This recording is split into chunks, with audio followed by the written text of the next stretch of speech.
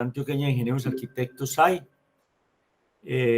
Agradecemos mucho a José Guillermo Salgado, que es nuestro ingeniero auxiliar en temas técnicos, que es la persona que nos está ayudando a coordinar el trabajo de las distintas comisiones, y él está haciendo un trabajo muy bien hecho. Y agradecemos mucho al ingeniero Ramiro Giraldo, que tan gentilmente nos haya concedido la presencia dando una charla sobre el tema de control de la contaminación ambiental en calderas y en hornos a carbón. Muchas gracias por la invitación a presentar esto como una recopilación de todas las cosas de donde nos estamos moviendo ahora el tema de calderas y hornos. Ven el puntero, ¿cierto? Sí, se ve el puntero, sí se ve. Listo, bueno. Entonces la idea es que vamos a hacer un desarrollo hablando algo de las calderas y hornos en el área metropolitana del Valle de Aburrá. Esto pues aplica a todos lados, simplemente que nos demarcamos un poquito acá por lo que vamos a ver a continuación. Cuando nos ubicamos en un contexto global, la idea es que el mundo está pidiendo que aumentemos la eficiencia energética a toda costa. Disminuir pérdidas y desperdicios es otra necesidad. Más adelante hablamos un poquito de estos dos conceptos de pérdidas y desperdicios. Y aplicar buenas prácticas de ingeniería. Eso último lo ponen en todos lados, aplicar buenas prácticas de ingeniería. Esto siempre sale, son digamos los 17 objetivos de los objetivos de desarrollo sostenible, y acá miramos que están completos los objetivos. Yo traté acá de sacar como un resumen de lo que le aplica a la industria. Y podemos mirar de manera rápida que hay que tener energía asequible y no contaminante. Esa parte es muy interesante, sería como para otra charla, porque esto no es muy fácil. Dice trabajo decente y crecimiento económico. Esto pues está en la industria metida ahí de manera de frente. Industria innovadora también. Acción por el clima, la industria y todos los que utilicen combustibles, calderas, hornos, tienen que trabajar y velar por el tema de acción por el clima. Y acá dice producción y consumo responsable. Y todo esto está enfocado a la gente y a tener ciudades, digamos, limpias, si podemos decirlo así. Entonces, los objetivos de desarrollo sostenible uno los puede coger de distintas formas y es como el abreboca. Y en la ciudad tenemos que esforzarnos por pegarle a estos objetivos de alguna manera. Y la parte de arriba, que le gusta mucho a Enrique, es hacer alianzas para lograr los objetivos. Esta parte es muy interesante, nos tenemos que unir a ver y hablar como en el mismo idioma y empujar para el mismo lado. Si vemos acá, la acción por el clima es una parte que está pues vigente, estamos en un punto bien delicado, entonces ahí es donde entra todo este tema de cómo reducir emisiones, cómo mejorar. Bien.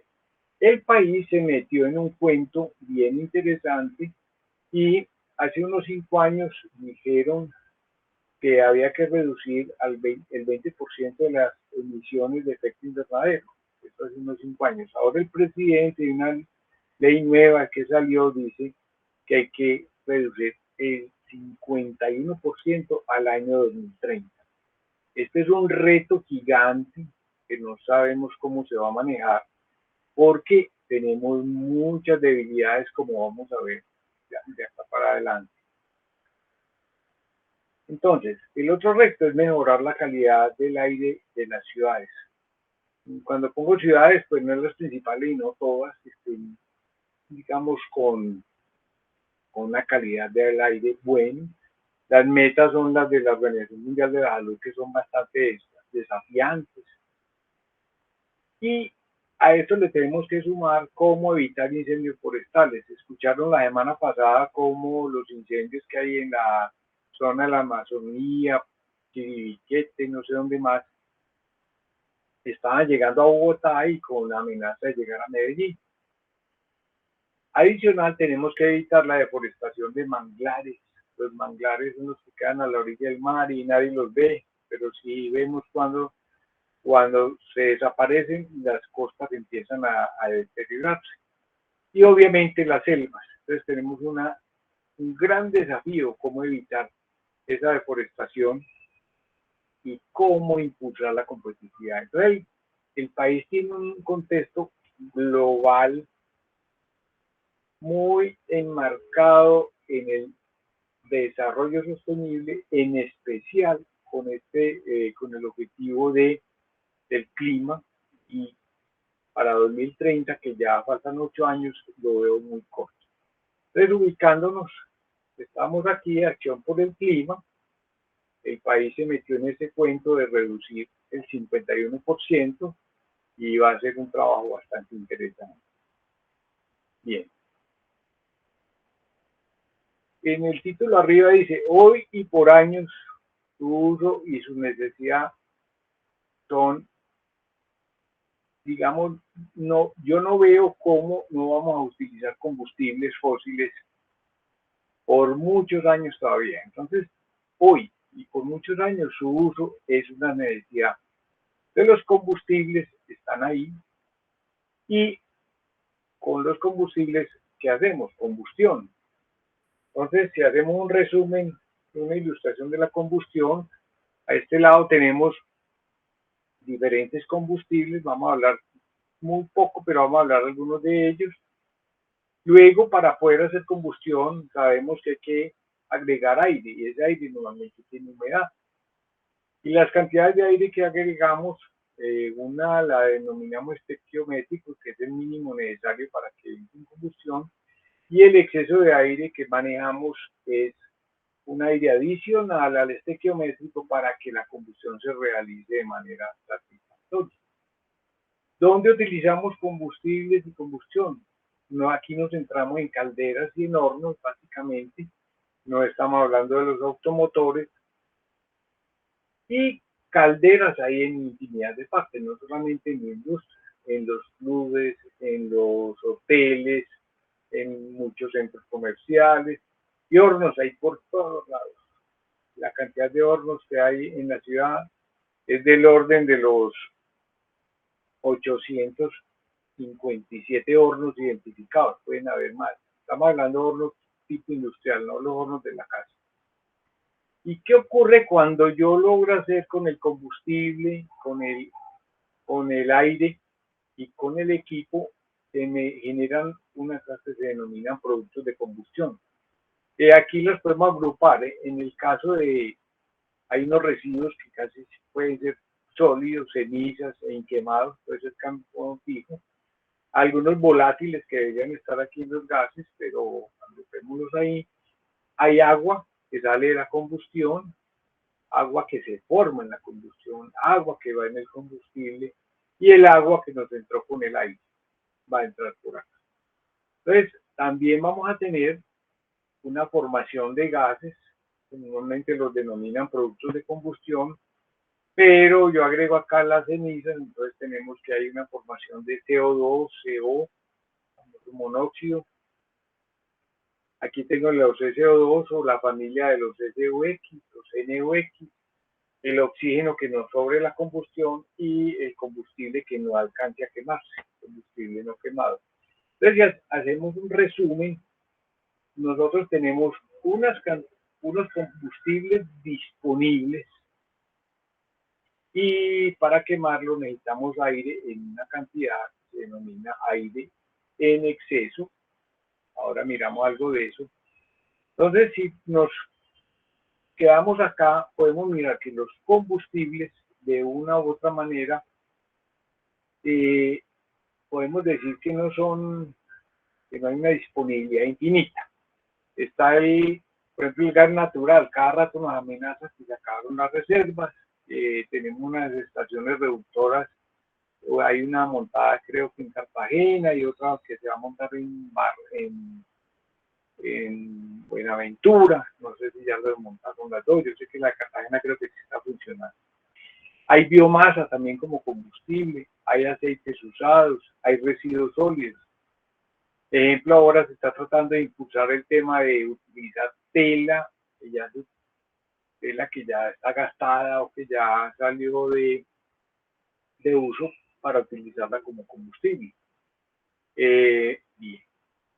Entonces, cada combustible tiene sus propiedades, sus ventajas, sus desventajas. Bien, sigamos entonces. Cuando hablamos de el control y las consecuencias de la combustión, ya vimos que se nos forman unas cenizas, un material particulado, el agua que digamos que sale de la combustión, esa no nos preocupa, pero estos gases sí tenemos varias inquietudes. Y tenemos el CO2, que le pongo una estrellita porque todavía no sabemos cómo cogerlo. Al final de pronto, si nos alcanza el tiempo, podemos mirar algo sobre el CO2, qué hacer con el CO2 de las emisiones de calderas y hornos. El monóxido es control de combustión, es una forma de que cuando se ve a la atmósfera, él, digamos, se termina de oxidar a CO2. Pero si tenemos estos dos señores, estos dos, que en la atmósfera, con la ayuda del sol y la atmósfera, se nos convierten en sulfitos y en nitritos, que son sólidos, o sea, pasan de su estado gaseoso a un estado sólido, no al 100%, sino una parte.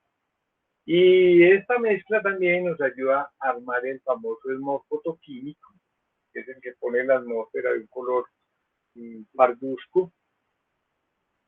Adicional, estos sulfitos, nitritos, los óxidos de azufre y los óxidos de nitrógeno nos ayudan a formar la famosa lluvia ácida, que la podemos llamar lluvia húmeda, por eso le puse la H, y estos otros sulfitos y nitratos los podemos llamar lluvia seca, o sea, la sedimentación de sulfitos y nitratos que pueden ir depositándose, generan, entre otros, pues corrosión y otros.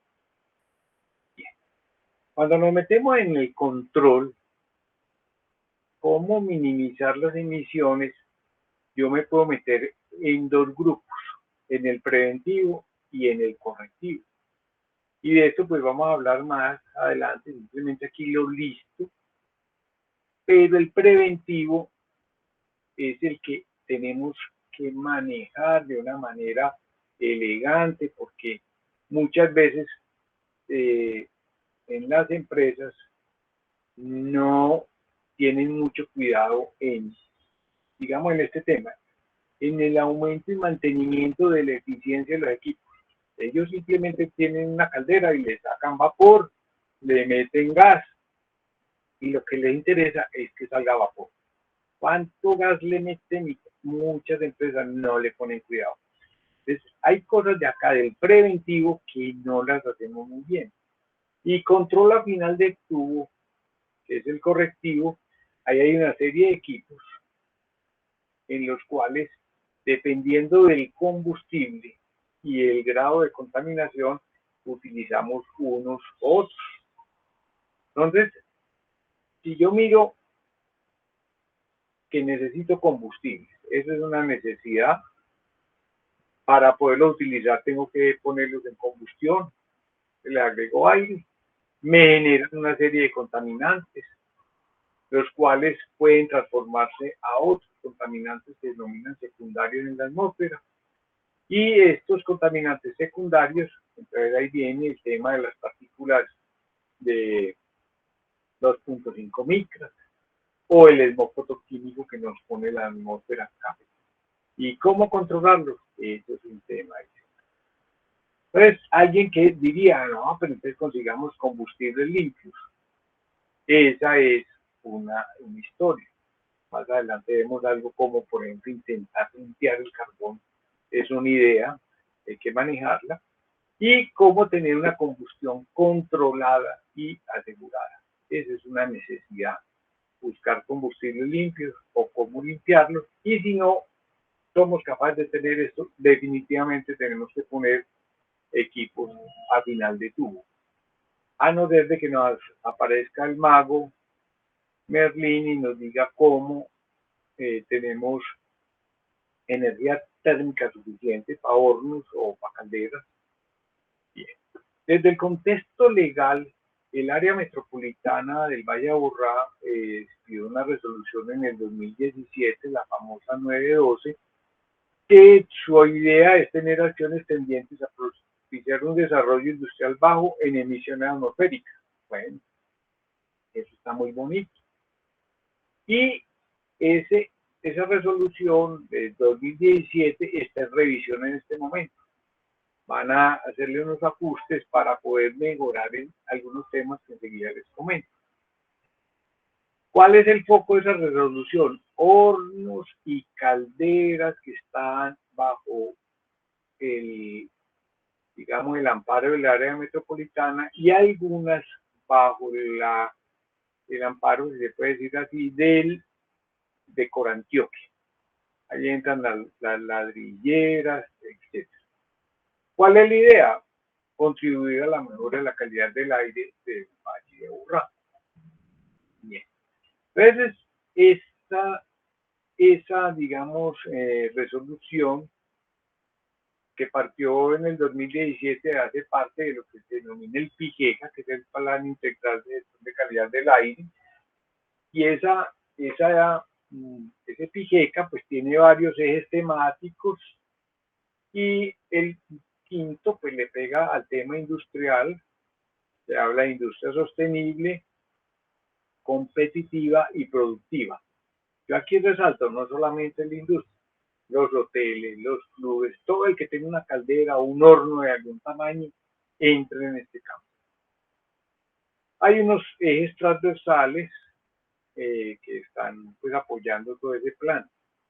Bien, entonces, el área metropolitana, con su resolución 912, con el PIGECA, este estructurado de 2017 a 2030, tratan desde lo legal buscar que, miren, es un tema interesante, no es reemplazar la resolución 909 de emisión atmosférica, sino apoyarla y buscar cómo, mediante prácticas de ingeniería, se logre que en las calderas y los hornos se disminuyan las emisiones vía aumento de eficiencia. Es básicamente lo que ellos buscan. Entonces las calderas en la ciudad, pues digamos, las podemos agrupar, se puede decir así, en pirotubulares, en acotubulares y en combinadas. Si alguno no las conoce, pues en las preguntas me preguntan y les explico cuáles son las piros, las acos y las combinadas. Hay un tema interesante que en el siglo que estamos, pues uno pensaría que todas las calderas fueran con alimentación del combustible automático. En el caso del carbón todavía echamos pala, o sea, todavía tenemos carga de calderas a mano. Y esto es una situación que más allá que la persona que tiene que estar boleando palas, digamos, echando carbón en un hogar que está caliente, eso genera una irregularidad en las emisiones, en el consumo de combustible, etc. Las resoluciones todas desde la 917 han empezado a pedir que las calderas sean cargadas de manera automática.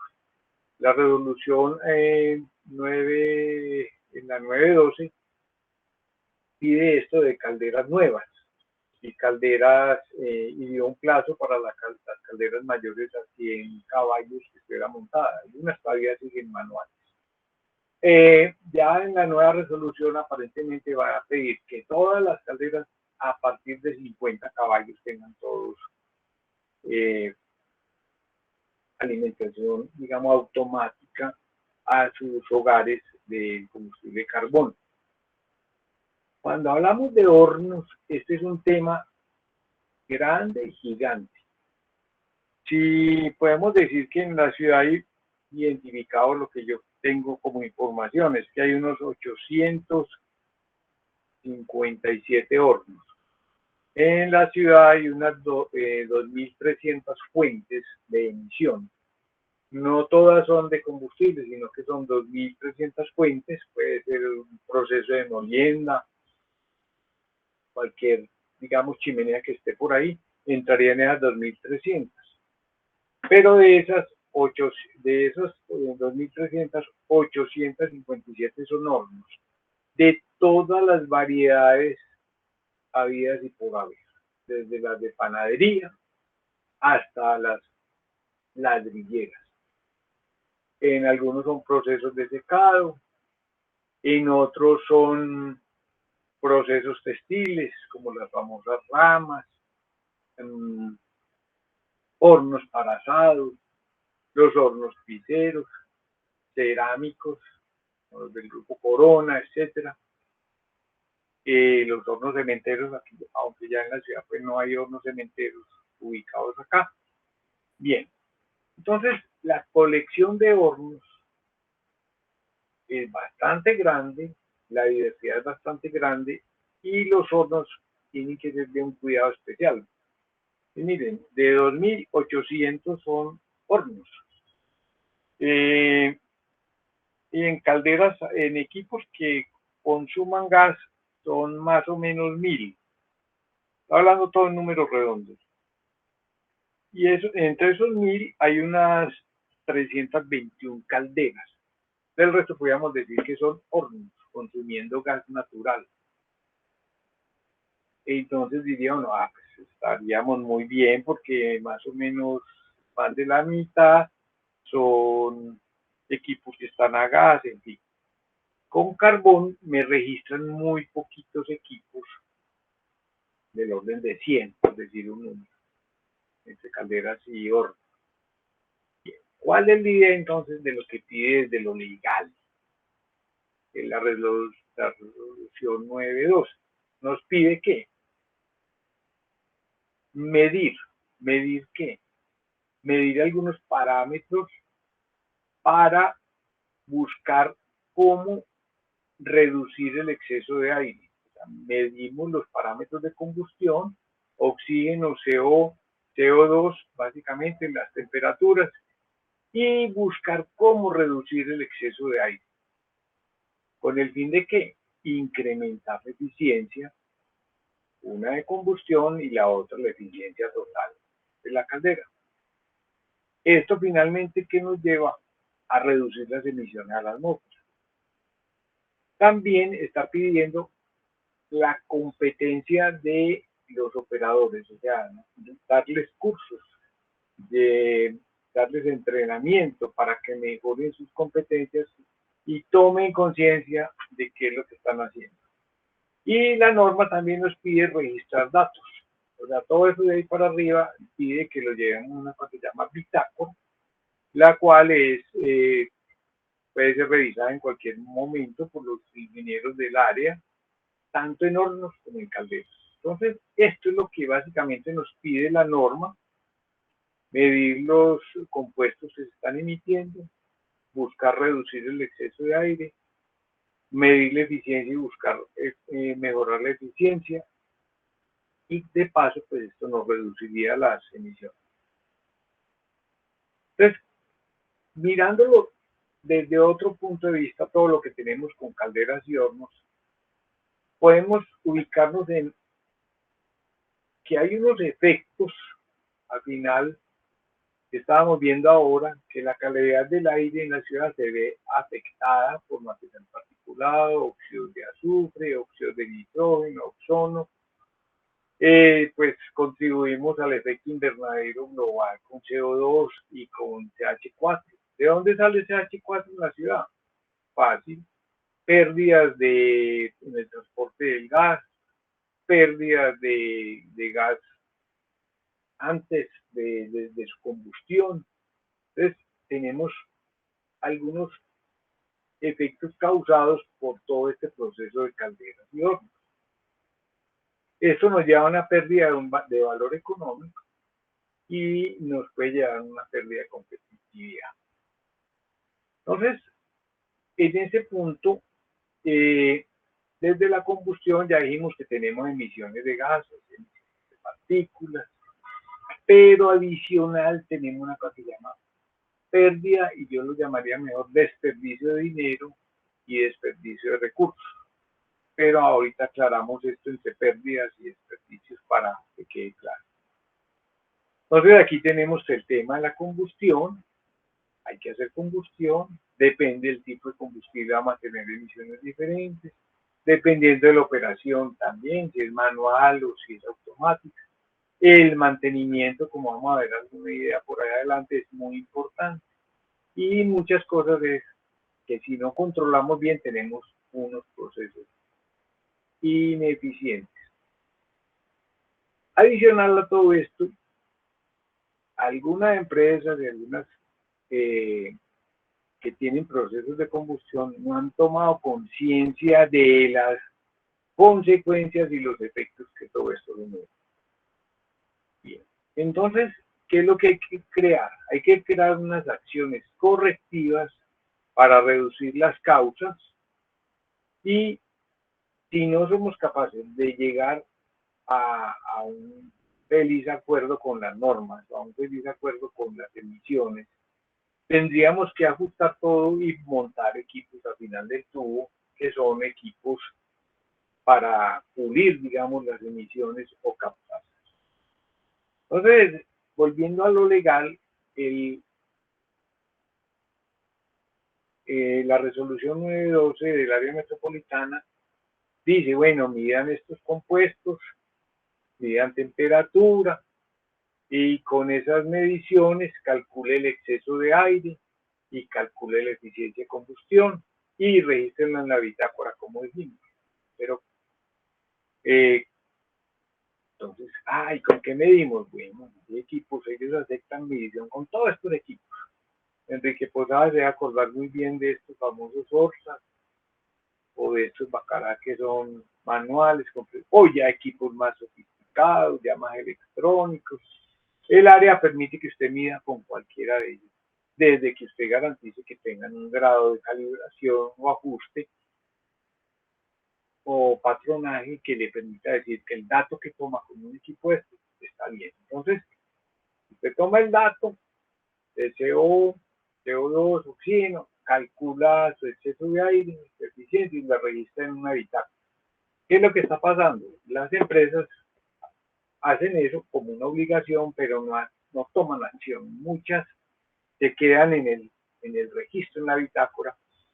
Uno, porque no saben, otro, porque no entienden bien. Entonces, a raíz de todo eso, se ha empezado a buscar en la nueva resolución, ajustar todas estas cosas. Muchos datos quedan mal tomados, o el equipo con que usted tomó estos datos está descalibrado, el equipo, digamos, los reactivos acá en los ORSA pues, están viejos o malos o mal preparados, o igual con esto.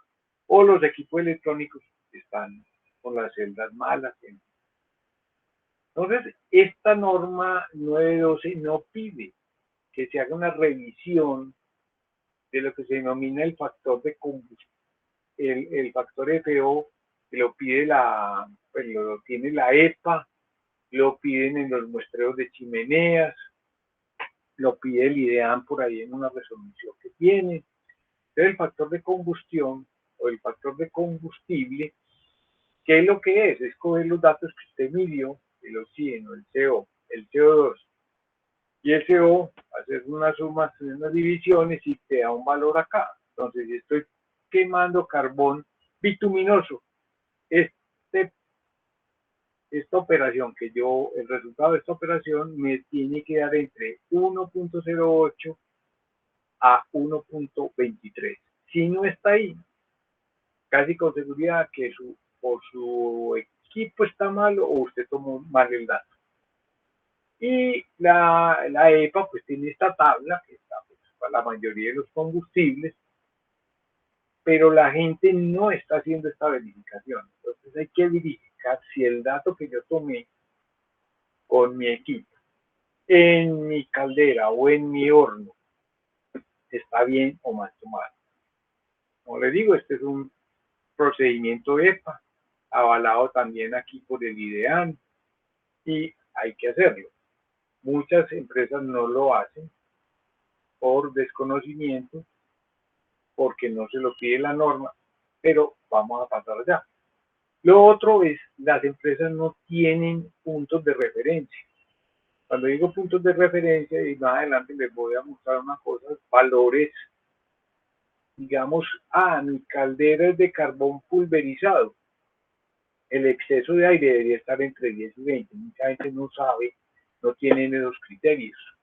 O es una caldera a gas natural con un buen quemador, debería estar con un exceso de aire del orden de 10. Pero muchos no tienen esos puntos de referencia, entonces toman el dato, puede que el dato esté bien tomado, pero no tienen con qué compararlo.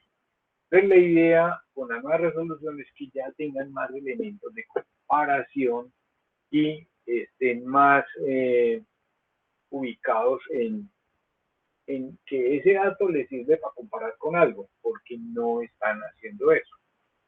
Entonces hay tablitas como estas, cuando, como dicen por acá, si el CO2 ya sea calculado o medido, digamos en una caldera de gas natural, me da 10, estoy en un punto muy bueno de combustión, o digamos excelente. Bueno en 9, regular en 8,5 y pobre si el CO2 me da menor a 8. Para el caso, digamos, de la CPM, tengo también unos valores referidos al CO2. Y el CO, el monóxido, debe ser con tendencia a cero, preferible menor a 100 partes por billón. Entonces, hay tablas y hay elementos que me permiten definir si el dato que tomé o el dato que me di y está bien tomado, yo comparar con algo. Digamos, para el caso del carbón, ya aquí sí tenemos una cosa que es que estos valores van a depender mucho del tipo de equipo o quemador.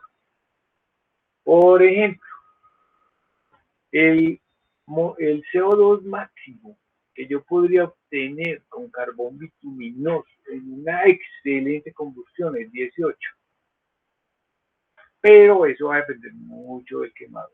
Igual, seguimos en carbón, dependemos mucho del tipo de quemador, parrilla viajera, carbón pulverizado, parrilla con lanzadores, va a depender mucho de la situación. Como tenemos gran número de equipos a gas, de eso tenemos más información.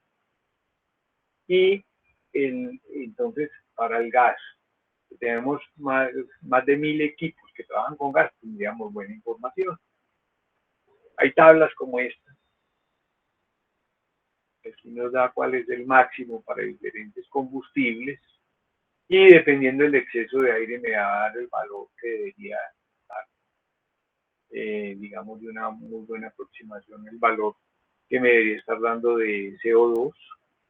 ¿Por qué estaba hablando de CO2? Más adelante volvemos a recordar, está hablando de CO2. O hay curvas como esta, que me dicen acá, es una curva que tiene acá cuál es el exceso de aire versus digamos, yo puedo entrar por acá. Si mi equipo de medición me dio el dato de CO2, yo puedo entrar aquí, me dio 10. Vengo acá y miro que el exceso de aire es del orden de 15 para esta tabla. Pero si me di fue oxígeno, digamos fue 5, el exceso de aire es 30. Entonces, la idea es ir instrumentando, ir mejorando el conocimiento de la industria o de los que utilicen procesos de combustión de estas tablitas o de estas herramientas para que conozcan cuáles son los valores de referencia que deben tener.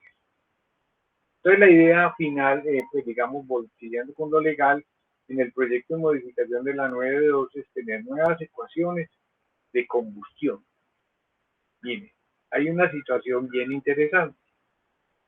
Cuando usted le mide un horno oxígeno, y falta un 2, cuando usted mide oxígeno en un horno. En un horno normalmente los oxígenos van a dar 17, 18%. Lo que hay que medir en los hornos es cuál es la cantidad de CO2 para poder chequear la combustión. Enseguida volvemos a este tema. Entonces, los hornos normalmente, y ¿qué es lo más fácil? Medir oxígeno. Casi todos los equipos de medición de estos electrónicos están para medir oxígeno, pero no para medir CO2. Entonces la idea es que los hornos se midan la combustión o la eficiencia de combustión se mida vía medir CO2 y no oxígeno. Y dejarlo del oxígeno para las calderas, que sí son unos ambientes que el reporte de oxígeno me da un dato bueno para calcular el exceso de aire y de eficiencia. Entonces, la idea general es que el mundo tiene que mejorar la eficiencia. Por eso el área metropolitana en todos los proyectos es mejoremos la eficiencia de combustión y de paso mejoremos la eficiencia total de los equipos. ¿Esto por qué? Porque es la forma más inmediata o de mayor impacto. Y le pongo aquí fácil, se puede decir así, fácil de disminuir las emisiones de los procesos de combustión que nos van a mejorar la calidad del aire y nos van a reducir los gases de efecto invernadero. Con esas disminuciones y con ese impacto que se puede crear, digamos, de manera fácil, aumentando la eficiencia, ya empezaríamos a reducir ese tema y poder llegar a ese 51% que pide el gobierno con aumento de eficiencia. ¿Y eso qué me va a generar? Fuera de aumentar, digamos, la eficiencia del equipo, me va a disminuir los costos de operación. Voy a gastar menos combustible, voy a cuidar los recursos como son los combustibles, que son valiosos y que se están, digamos, en el caso del gas natural, digamos, acabando. Bien. Entonces, los impactos finales de este aumento de eficiencia serían mejorar el tema de, digamos, o disminuir los impactos a la salud y al cambio climático y mejorar el bolsillo. Bien. Entonces, volvamos a hablar del tema de, miremos este triangulito que hay acá. Miren. Miren un triángulo que me encontré por ahí en algún lado, donde dice que cuando yo voy a mirar la eficiencia de combustión, me dicen que mida CO, los combustibles no quemados, ese es XHY, y el dióxido, o sea, el CO2, las temperaturas, para yo tener una mejor apreciación o un mejor cálculo de la eficiencia de combustión.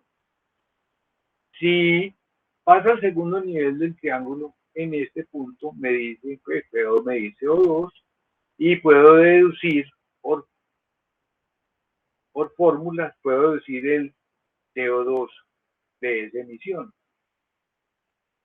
Si me voy más abajo, ya no mido los combustibles no quemados, ya no me aparecen los CHY, ya aquí en el triangulito me va a aparecer en esa parte del triángulo que mido oxígeno, monóxido, las temperaturas y la composición del combustible para algunos casos. Y ya lo más básico sería medir solamente oxígeno y las temperaturas. Entonces miremos las flechitas. A medida que me ubico en la parte de arriba de este triángulo invertido, tengo mayor exactitud en mi cálculo de la eficiencia de combustión. Si me voy hacia la punta del triángulo, voy a tener menor exactitud en el cálculo de eficiencia. Entonces, ¿qué pasa en los hornos? Que ya lo hemos dicho. Los hornos deben ser, la emisión debe ser o mejor, los gases o los productos de combustión deben ser medidos basados en el CO2, no en el oxígeno. Y en las calderas, basados en el oxígeno.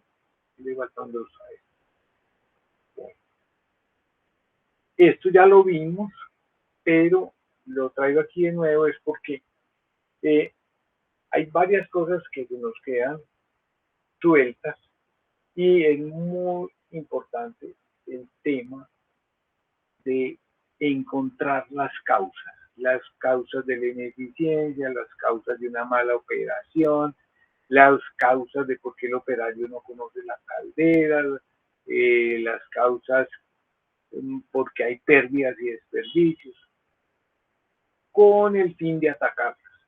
Las consecuencias ya más o menos las conocemos, pero las causas muchas veces se nos pierden, no las encontramos, no las vemos, pasamos por encima, el día a día en los procesos nos hace olvidar eso. Entonces, la idea es que tenemos que calcular la eficiencia de combustión para poder hacer correctivos. Y esos correctivos me van a llevar a una reducción de emisiones, a una reducción de pérdida al desperdicio de dinero y de recursos. Trae este cuadrito porque hay gente que se confunde entre eficiencia de combustión, eficiencia de la caldera, eficiencia de no sé qué. Básicamente, en el mundo de las calderas, uno trabaja con el tema de la eficiencia de la combustión, que es el combustible, más el quemador, más la calibración, más la operación. Yo ahí, midiendo los gases de combustión, puedo determinar la eficiencia, qué tan buena fue la combustión, lo que decíamos ahora más adelante. Si mi combustible, como el gas natural, que el máximo de CO2 que se puede formar en gas natural es del orden de 12, hablando de números redondos, y mi combustión de gas natural, medir CO2, me da 10, me dice que estoy muy bien. Mirándolo desde el CO2, lo mismo me podría ir por el lado del oxígeno. Otro tema de eficiencia que se habla es el tema de eficiencia térmica. Es qué tanto calor del que me entregue el combustible lo transfiero, ya sea a un producto en un horno, o qué tanto calor lo transfiero al agua para formar vapor.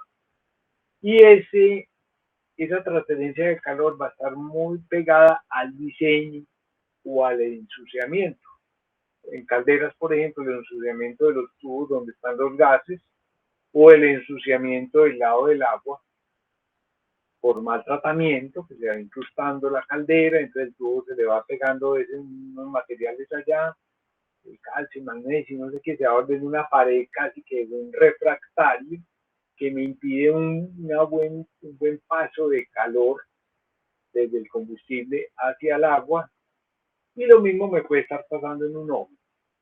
Esa eficiencia térmica casi pues no se determina, sino que es parte del diseño, pero se habla más de la eficiencia global de la caldera, que en otras palabras hay gente que la llama eficiencia combustible a vapor, o sea, cuánto del combustible que yo entré se volvió vapor, en el caso de una caldera. En los hornos es un poco diferente, pero en una caldera normalmente la eficiencia combustible a vapor es cuánto combustible aprovecha. Normalmente, pues la eficiencia global de la caldera contabiliza la eficiencia de combustión, la eficiencia del intercambiador, no está pues ahí especificada, pero a la final, haciendo las sumas y restas, cuando yo sumo cuáles son mis pérdidas de radiación, convección, ahí estoy metiendo la eficiencia del intercambiador de calor. Este diagrama es muy común en los que les gusta todos estos temas, se les denomina el diagrama de Sankey, que ilustra la distribución de energía entregada por un combustible pasando a través de un equipo.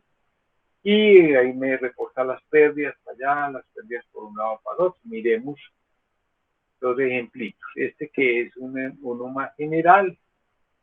Tenemos una caldera ahí que le entra el 100% de combustible. Y este diagrama de Sankey aquí lo vamos a utilizar de la siguiente manera. Está el 100% de combustible entrando y me dice que entre el 12 y el 20% se va como pérdida en los humos secos, o sea, los humos que están saliendo por la chimenea, en el vapor de agua que se me forma de la combustión o que venía con el combustible, la combustión incompleta, o sea, que casi siempre la medimos vía monóxido que se me forme, o los hidrógenos que queden por ahí, y en general el combustible que no se queda.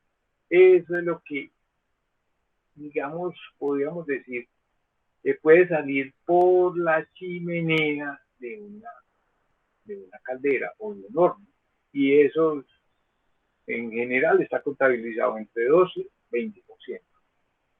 Eso puede cambiar de equipo a equipo. Hay otro tema que es la radiación, o sea, el calor que radian las paredes de la unidad, de la caldera. Eso está del orden de 0.25 a 2%.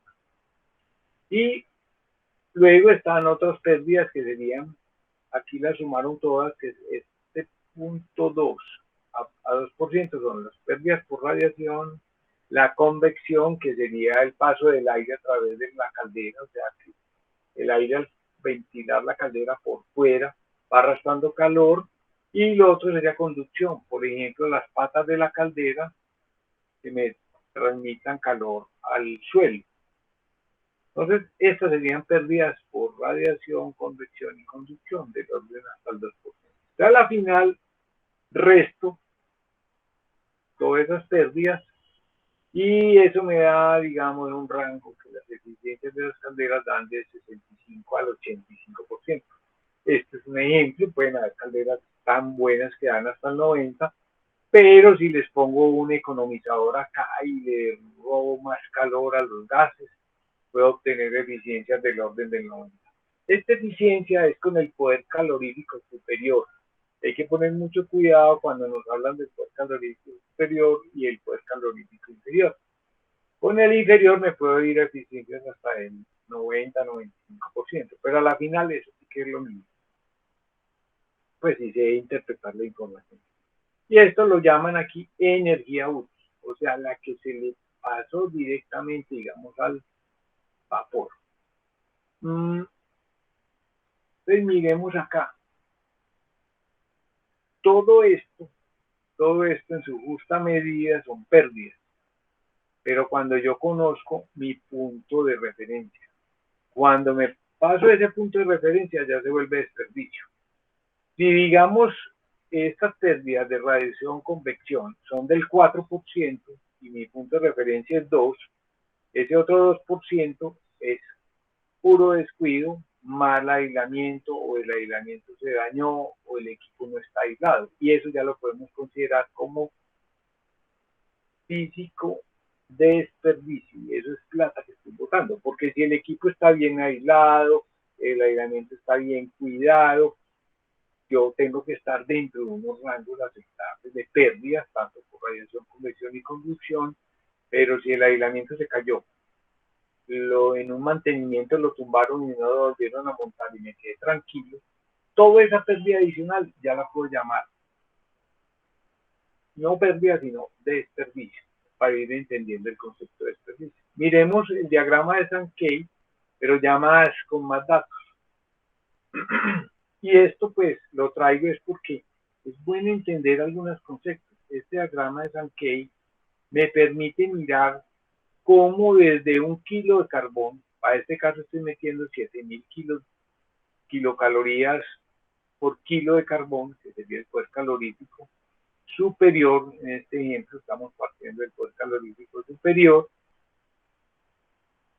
Cuando yo ya hago la combustión, empiezan a, digamos, a aparecer unas pérdidas, que es lo que se me da, digamos, por la chimenea, las pérdidas que se me dan por las paredes del equipo. Y hay unas pérdidas, por ejemplo, lo que está representado acá, 24 kilocalorías por kilogramo de combustible perdidos por evaporar el agua que está en la superficie del carbón. A este caso, pues, es el 0.35% de todo eso.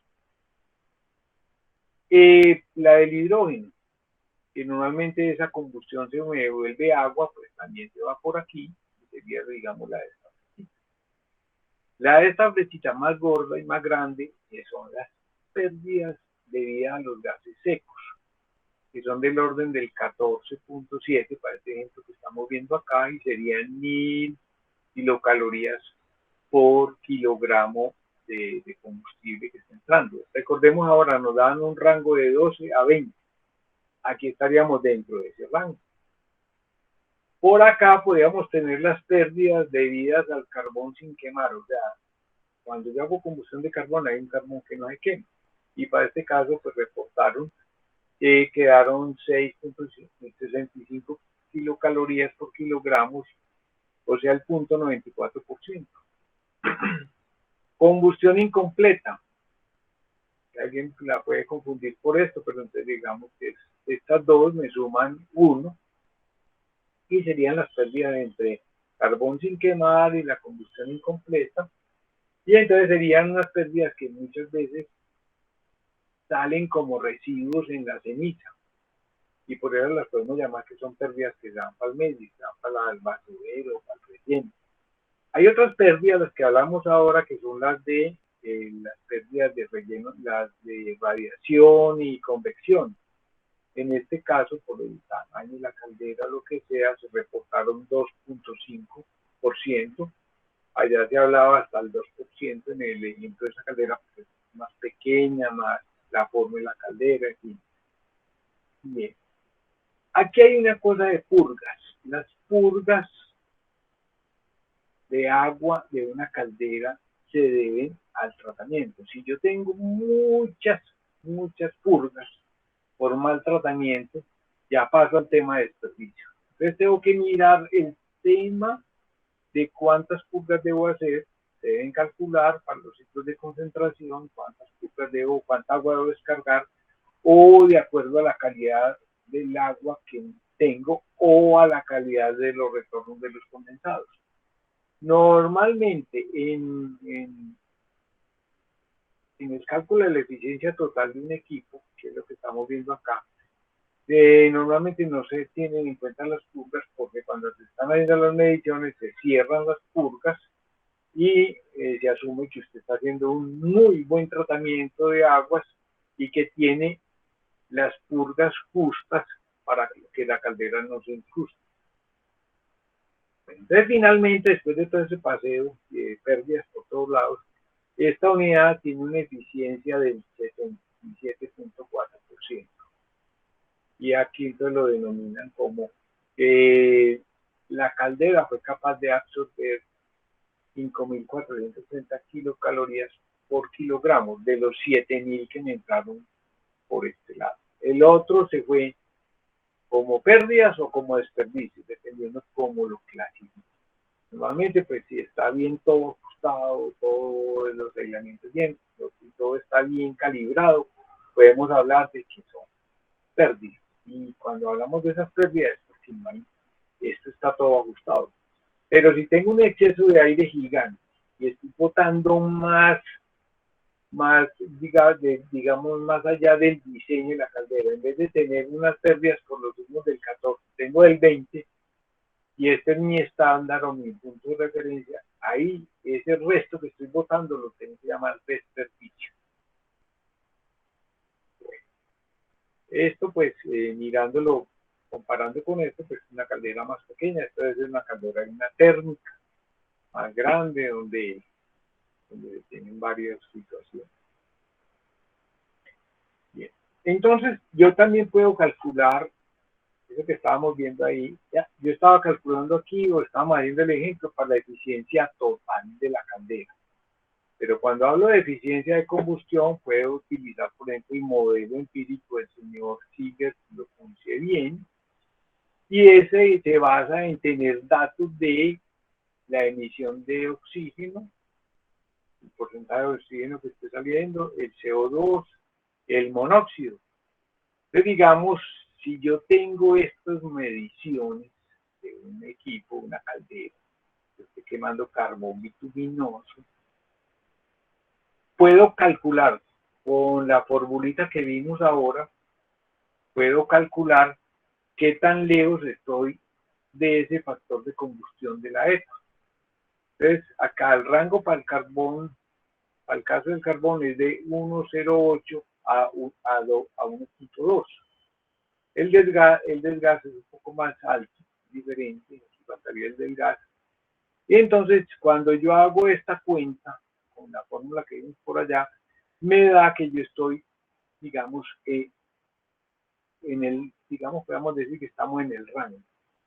Aquí podemos mirar para el gas natural, no está la tabla acá, ahorita nos devolvemos y miramos. Entonces yo puedo medir, entonces para el gas me dio que el oxígeno es 4, el CO2 es 8 y el valor del factor de combustión dio para el gas 1,8. Estos son los dos valores. Si yo estoy con carbono, estoy con gas, debo comparar a ver si estoy dentro de los valores que debo tener. Bueno, aquí, digamos, para este caso, está reportando que tengo para el gas natural, está saliendo los gases a la salida de la caldera están en 220 grados, la temperatura ambiente o la temperatura del aire de combustión es 30. Yo me voy a estas tablitas de las tablas de Siemens y me dice que el valor que debo utilizar para la fórmula de cálculo de eficiencia de combustión, el valor A y el valor B, que están en esta tabla, yo hago el cálculo con esta ecuación y me da que la eficiencia para el gas natural con estos datos de acá me daría 90,91. Hay otra forma de calcularla que sería vía CO2. Si yo tengo el dato del CO2, puedo calcular y vía CO2 esta eficiencia se me vuelve 91. Pero acá medimos o calculamos la eficiencia del carbón bituminoso de este equipo que le medí estos datos con esta temperatura de salida de los gases, con esta aire de combustión y me da el 87,30% como eficiencia de combustión. Entonces estamos mirando acá que con estas fórmulas y dependiendo de los datos que yo tengo, puedo calcular la eficiencia de combustión. La norma del 917 tiene una formulita de eficiencia de combustión que no funciona. Siempre da el 99%. No me pregunten por qué. Tiene como un error de concepto. Bueno. Entonces, cuando yo estoy mirando todos estos temas de eficiencia, vamos a ver el rango que me faltó ahí, el rango de este chequeo. Al gas natural debe ser entre 1,6 y 1,83. A ver si cumple el valor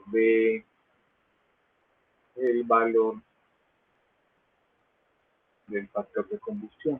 Medio 1,89, estaría un poquito por fuera. O sea, estos dos valores están cercanos, pero están un poquito por fuera. Entonces ahí me tengo que cuestionar, ¿me quedó mal medido? ¿El equipo de medición está malo? Aquí está el rango. Yo no sé por otro lado. Entonces, sin ser muy ortodoxo, uno podría decir aquí que estoy cumpliendo. Y al decir que cumplo, pues bueno, es, digamos, aceptable la medición. Lo ideal es que usted en este rango y en este rango, mis valores calculados con la fórmula que me da la EPA para verificar que mi medición de productos de combustión está buena o mala. Bien. Entonces, esta formulación existe, es mejor que la que tiene la resolución 912 y la idea es corregir dentro de la nueva resolución, tener más elementos para tener mayor exactitud en mi valoración de la eficiencia. Bien, entonces cuando me meto en todos esos vericuetos de la eficiencia de combustión, ya sea total, ya sea la eficiencia total o la eficiencia de combustión, a eso le tengo que sumar otras cosas, o mejor otras acciones, que las denominamos acciones desde la operación, el mantenimiento, la condición de los equipos. Y miremos lo siguiente, entonces, desde la operación es muy importante la competencia de los operadores, y aquí les tenemos que sumar y los dueños del proceso, y los dueños de las calderas. No hay que darle la responsabilidad solamente a los operadores, hay que pasarle también responsabilidad a los dueños del proceso. La purga es muy importante. Si tengo altos niveles de purga es porque estoy alimentando agua mala, y esa agua, como sale ya caliente, esa agua me está llevando energía, me está llevando ineficiencia. Entonces tengo que quemar más combustible para poder calentar esa agua que estoy reponiendo de las purgas.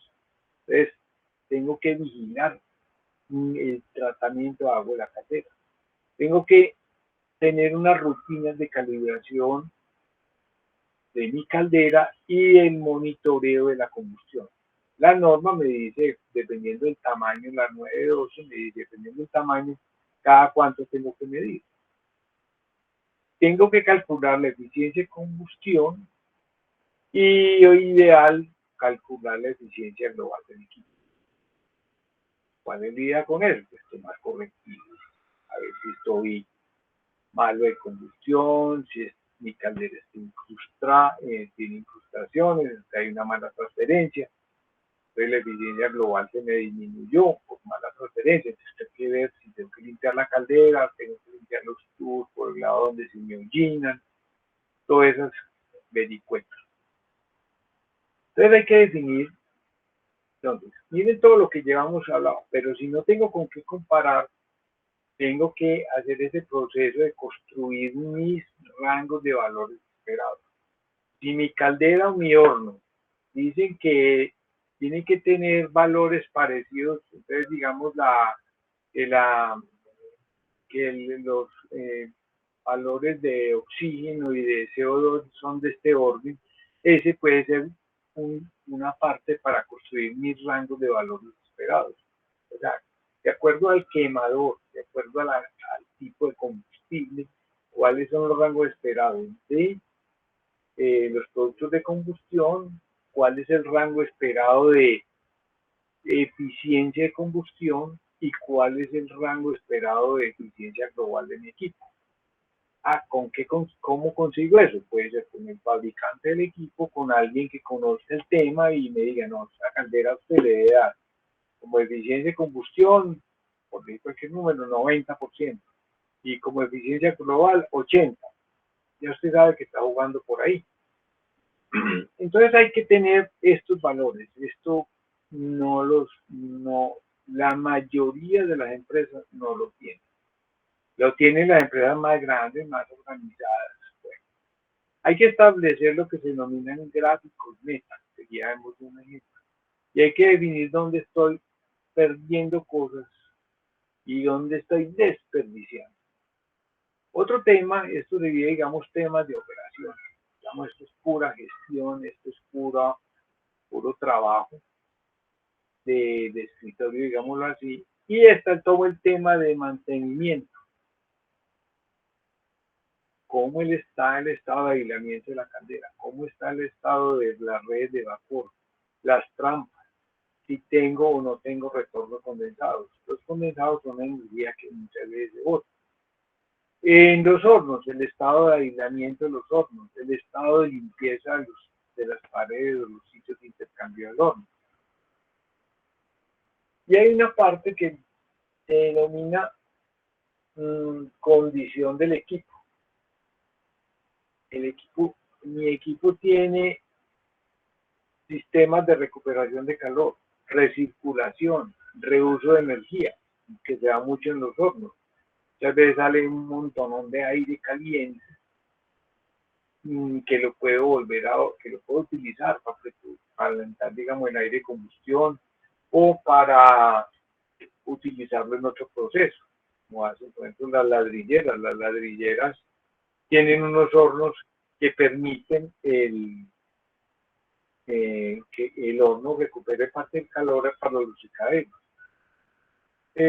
Bueno, cuando voy en calderas, puedo tener instalados economizadores, el calentamiento del agua antes de que entre la caldera, le subo unos grados de temperatura y recupero energía. Lo mismo el precalentamiento del aire de combustión. Ya otros temas, por ejemplo, la alimentación automática de combustible o el control automático de combustión. Bueno, es muy importante, entonces lo decíamos ahora, que cada unidad, ya llámese horno, caldera, tenga unos valores esperados para la operación. O sea, ¿contra qué me comparo? ¿Cuál debe ser, por ejemplo, la temperatura a la salida de los gases cuando la unidad está limpia, está en buena condición? ¿Cuál es la presión mínima de operación que, digamos, en una caldera me garantice que no haya arrastre de vapor? ¿Cuál es la eficiencia de combustión de esa caldera? ¿Cuál es el exceso de aire ideal del quemador? A ver si está descalibrado. Entonces yo puedo buscar, ya sea vía catálogos, ya sea vía información que me dio el que me suministró el equipo, y establecer todos estos valores, para que cuando yo mida, cuando calcule, tenga valores contra compararme. Entonces esos rangos de valores esperados los debo definir para cada unidad. Igual que las temperaturas de las paredes de las calderas, cómo es el tratamiento de agua. Entonces miremos algunas de las cosas que decíamos por allá. Entonces, un gráfico meta. Estos gráficos son muy importantes y se deben llevar a cabo en las empresas. Este gráfico, ¿qué me dice? Pues digamos, acá tengo unidades producidas, en este caso 4.000. Con 4.000 en esta rayita de regresión punteada se hicieron 15.000, se consumieron, para hacer 4.000 unidades, se consumieron 15.000 toneladas de vapor en un turno.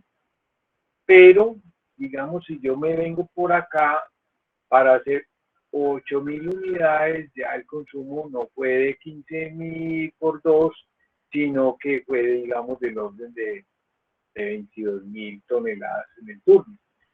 Entonces, cuando yo hago estos gráficos, me permiten mirar cómo es mi consumo, digamos, de vapor para este ejemplo versus las unidades producidas. Y puedo llegar a construir una línea de tendencia que la llamo línea meta o línea objetivo, y esta línea objetivo es por donde debe caminar mi proceso. Esto se utiliza mucho a nivel industrial para yo tener un gráfico de control, producción versus consumo de energía. Aquí el ejemplo está con vapor, pero podría ser en kilojoules, podría ser en otras unidades.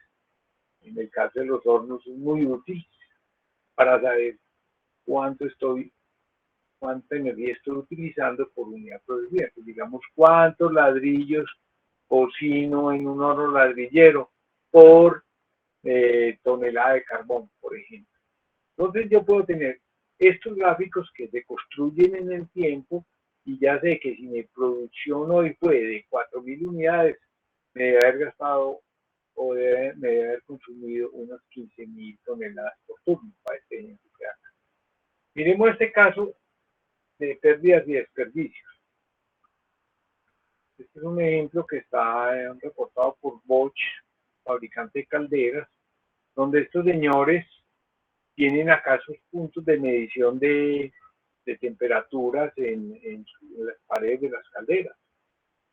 Y si yo miro que los puntos son en el punto 1 23 grados, en el punto 2, 28, en el punto 3, 27, 26 grados.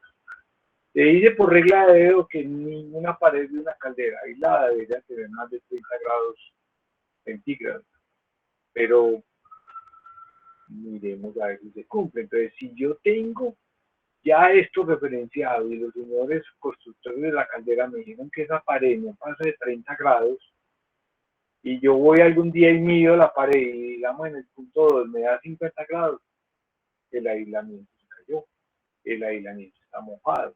Entonces tengo que tener como punto de referencia dónde estoy. Entonces, si mi punto de referencia acá, mi valor esperado es, digamos, 30 grados en promedio de esta pared, pero estoy presentando 50, todo lo que esté por encima de 30 grados es un desperdicio.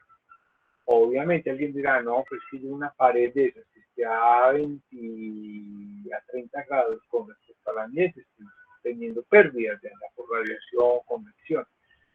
Entonces lo que les estoy mostrando acá es que yo tengo que mirar desde el diseño qué fue lo que me entregaron y versus la operación, cómo es el estado, cómo está el aislamiento de un equipo versus el diseño para ver si estoy con pérdidas o desperdicios. Para los gringos es muy interesante, para ellos pérdida es loss y waste es basura, o sea, eso sí fue lo que yo voté. Esto es, digamos, comillas, inevitable hasta cierto punto, a no ser de que cambie tecnología, y esto ya es lo que estoy votando por encima de las pérdidas. Es como eso va a lo mismo entre uso y consumo. Uso lo controlo, consumo no, yo consumo energía, pero no sé cuánta. Entonces ahí estaría gastando. Bien.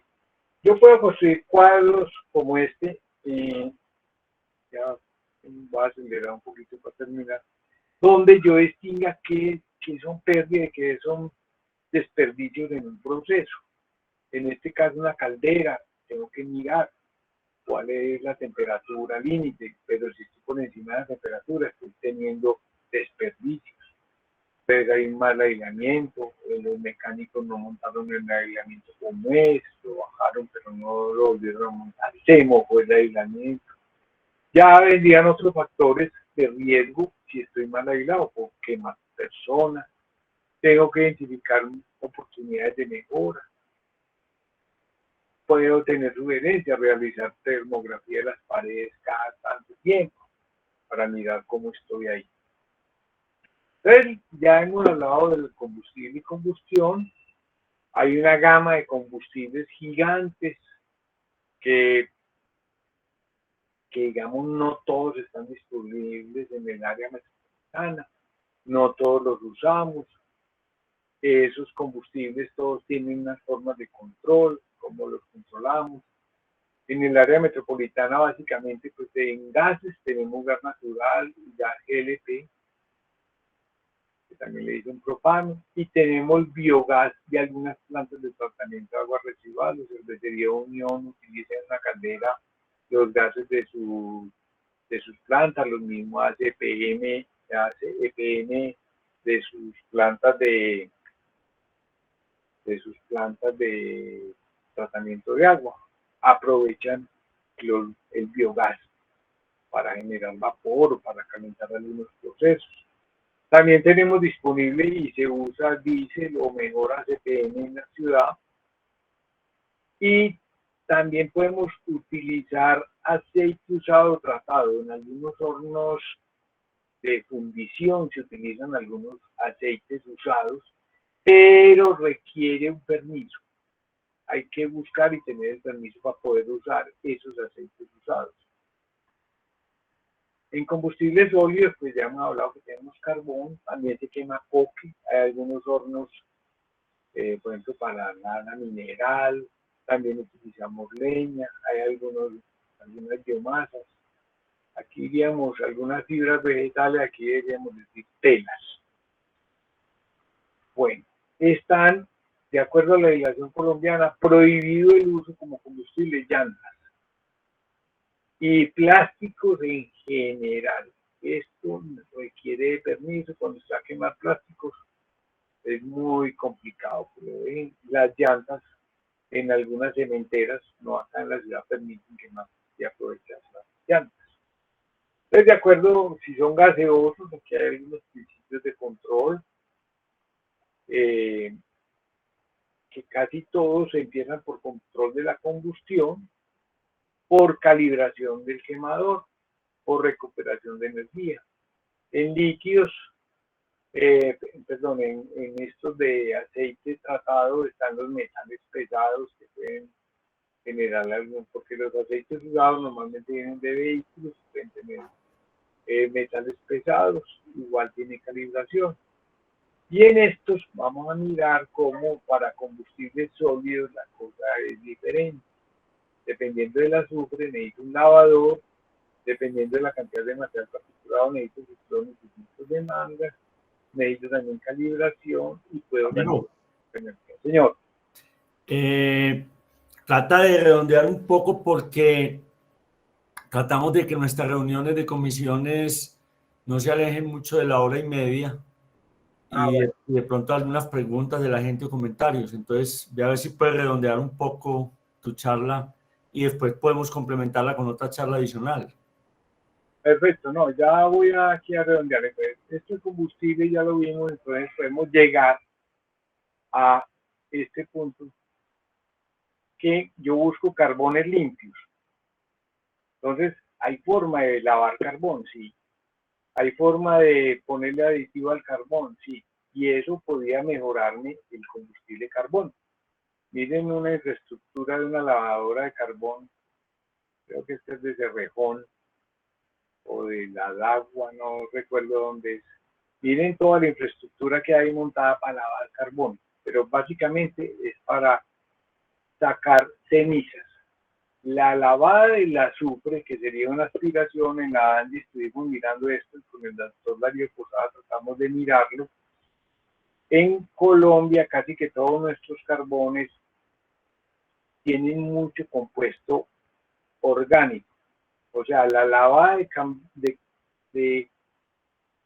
carbones, el azufre orgánico es muy difícil. ¿Por qué? Prácticamente las lavadoras de carbón no lavan el azufre orgánico y casi que la mayoría del azufre en nuestros compuestos de carbón de titiribí tienen valores bastante altos de lo que se llama azufre orgánico. Los azufres inorgánicos, que son representados entre piritas y los sulfatos, son muy bajos y estos son los que se dejan lavar. Entonces, cuando yo digo, no, es que yo lavo el carbón, lo que me logro sacar de azufre es muy bajo. Lo mismo pasaría en carbones de otros sitios. Esto suma ahí, donde podemos seguir mirando que aquí estaría el azufre total, que es la suma de estos tres. Pero el azufre orgánico, que es el que manda o el que está en mayor cantidad, es difícil de lavar. Entonces, depurar carbón es difícil. Se han hecho ensayos con aditivos, pero no han funcionado bien. La urea tiende a funcionar con buenos resultados, pero ensucia los filtros de mangas. Entonces no es muy fácil adicionar. Bueno. Me queda aquí la parte al final de tubo.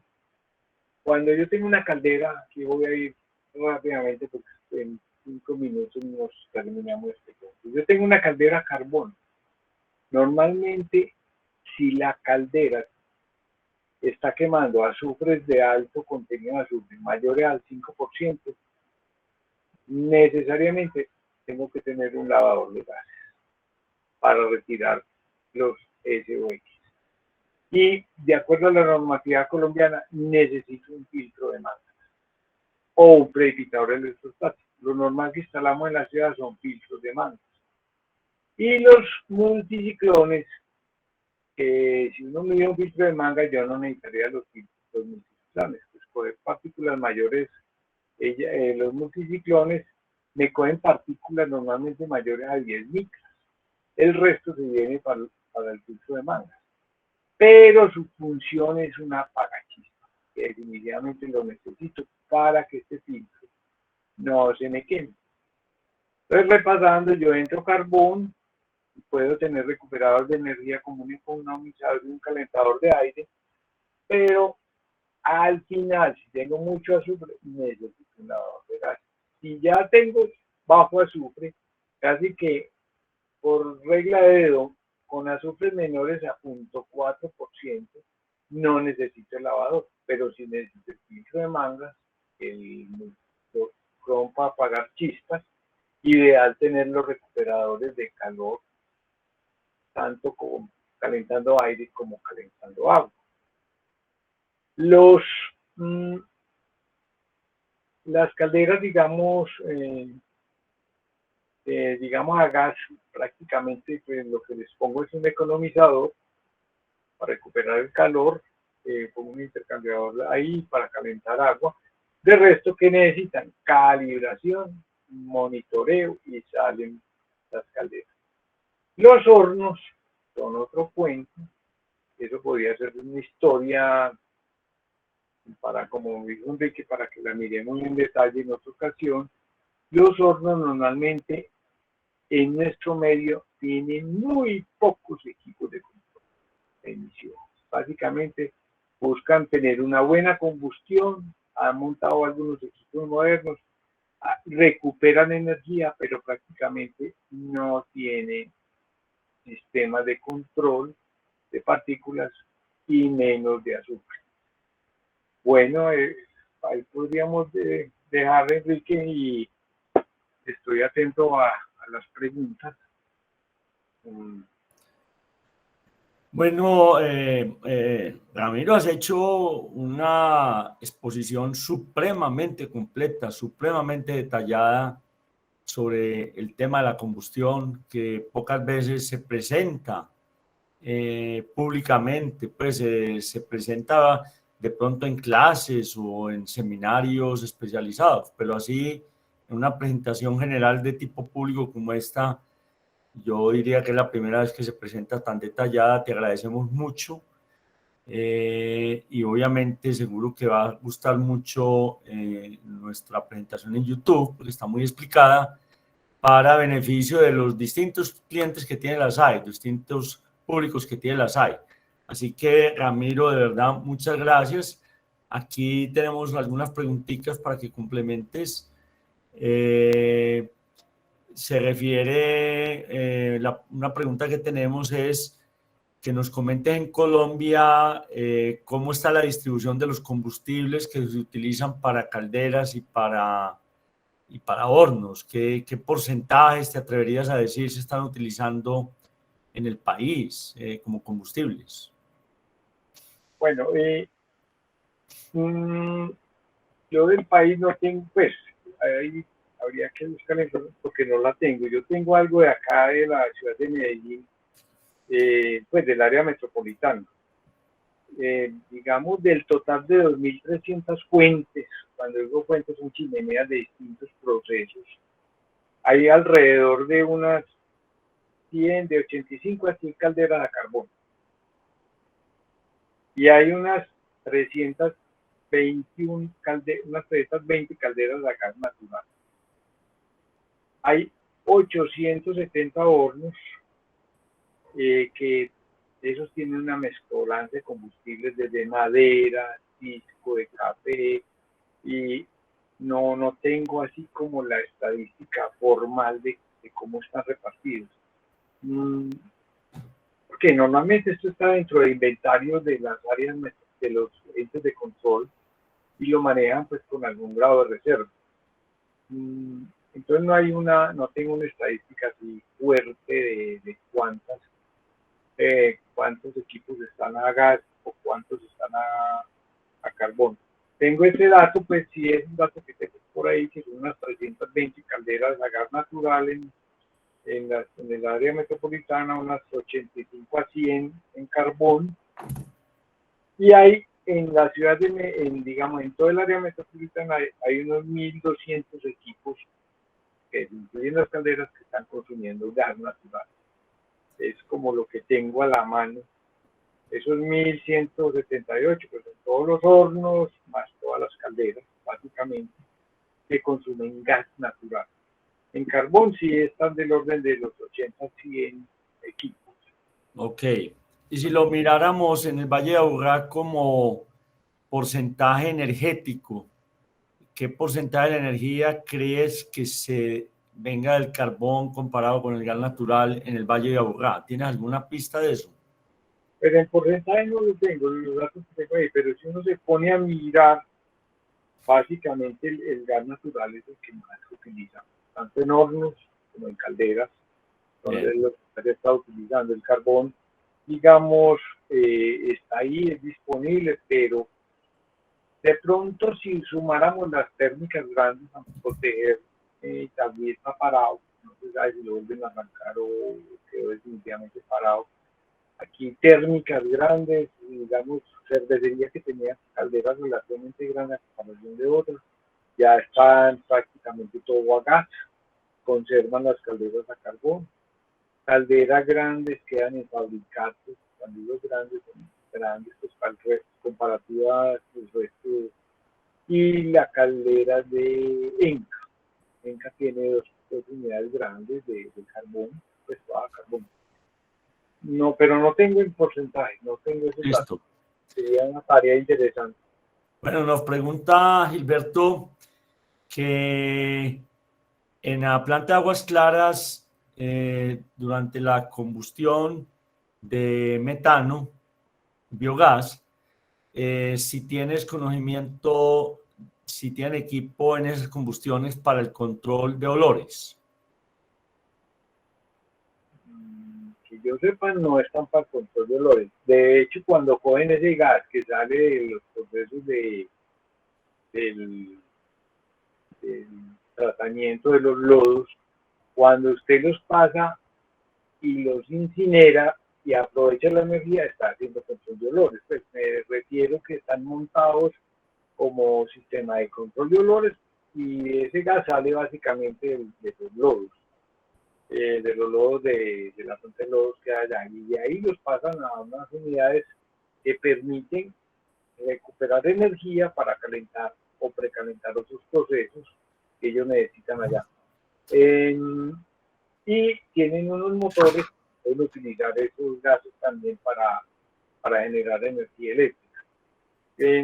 Por ejemplo, aquí en la planta de San Fernando tienen unas teas donde hacen combustión cuando no pueden utilizar el gas, la pasan a unas teas que tienen combustión ahí, eran unas teas donde ellos hacen combustión para el control de olores.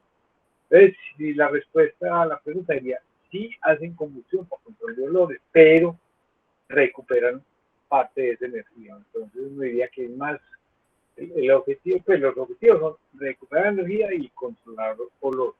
Ok.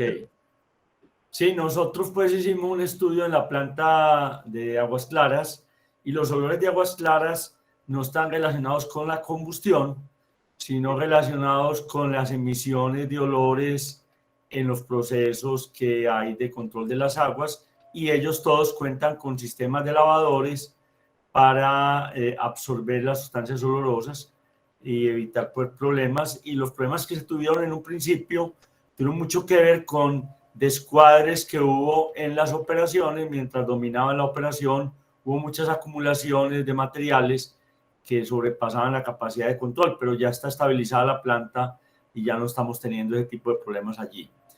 También nos preguntan si, sabiendo que hay tanto consumo de gas natural, ¿cómo ves hacia el futuro el tema de las reservas de gas natural para seguir atendiendo las demandas de los equipos de combustión? Voy a empezar como por el reverso. ¿Por qué el gobierno está montando estaciones donde pueden coger, eso se llaman de despresurización? Montaron una en Cartagena y no sé si ya montaron la de Buenaventura. O sea, ya el gobierno se está preparando por si tiene que traer gas natural comprimido de otros países. Entonces, eso es una señal de que el gas natural se nos está acabando. Entonces, ¿cuántos años? Pues políticamente no dicen cuántos, pero se habla de 5, se habla de 7. Se habla mucho de que la entrada de Hidroituango es una necesidad para poder liberar gas, porque la idea es no montar tanto consumo de gas, sino ir a consumo de eléctrico. Ya digamos, Europa está muy dedicada a olvidarse un poquito del gas por el tema ambiental, el de las emisiones. Entonces, si uno se pone a mirar en las gráficas de la UNE, ellos tienen en sus gráficas que cuando entre Hidroituango pueden liberar parte del gas. La esperanza de Colombia era tener gas de Venezuela, y de hecho hay un gasoducto por allá en algún punto que traería gas de Venezuela. Mucho tiempo Colombia le mandó gas a Venezuela, ya pues paró, y la idea es que Venezuela nos lo diga, digamos, en el futuro, situación que está por organizar. Entonces, digamos, si uno puede decir, pues, podemos tener gas por ahí por 5 o 6 años. De hecho, hay unas empresas que ya compran gas traído afuera, vía Cartagena. Ok. Bueno, entonces yo creo, Ramiro, que hayamos considerado las preguntas